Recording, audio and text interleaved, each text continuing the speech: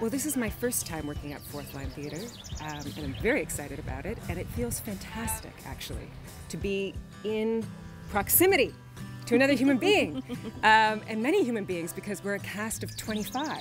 So it's thrilling, actually. Yeah, it's lovely to, well, this is my 4th show here. It's lovely to be back. It's, you know, feels like obviously we were supposed to do the show 2 years ago, so it's been a long time coming. It's great to be back. It's been wonderful.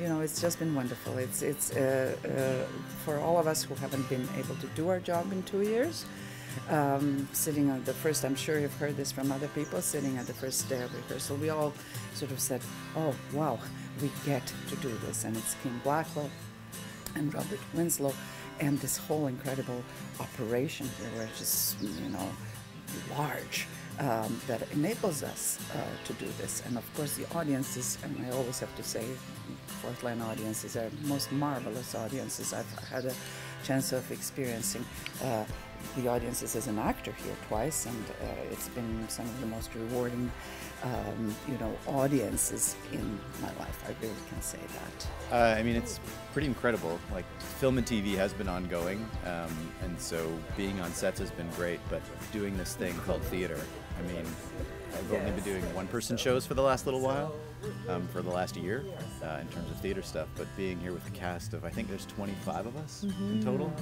is pretty incredible to work in this outdoor setting.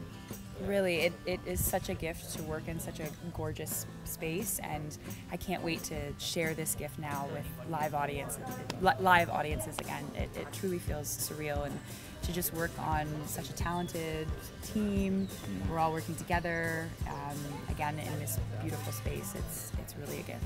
I'm playing Maddie Donegal. She has the 2 daughters, and she's a seamstress in the show, and Maddie kind of goes through a bit of a journey throughout the show. There might be a little bit of a love interest, maybe. Yeah, maybe.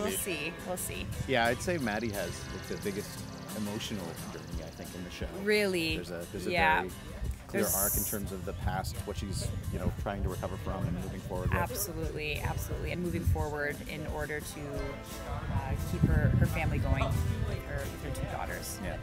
And I play Tyrone Power Sr.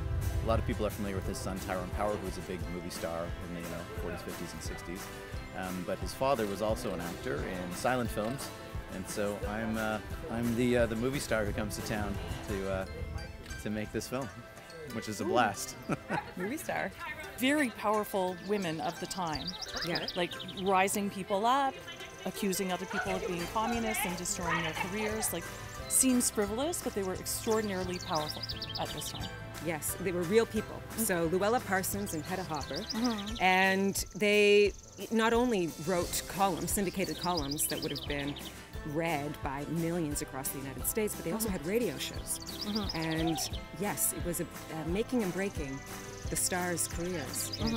And making $1,000 a week at that time, both as single mothers. That's right. You know, kind of amazing. You can expect a very interesting story, historically interesting, a sweeping story that is larger than just this area, but it is about this area, so it connects Hollywood and Soviet Russia and Trenton and Toronto, and there's even a scene in Manhattan. So it's a big sweeping story about the beginning of movie industry in Canada. The pioneers who really took enormous risk and a lot of energy in Trenton to create a movie studio in the 1920s that produced silent movies and then talkies with big stars of the time, and created its own, stars. And you can expect laughter, you can expect some touching moments, and maybe even a secret tear, and you can expect to be entertained and enlightened, and I think educated as well.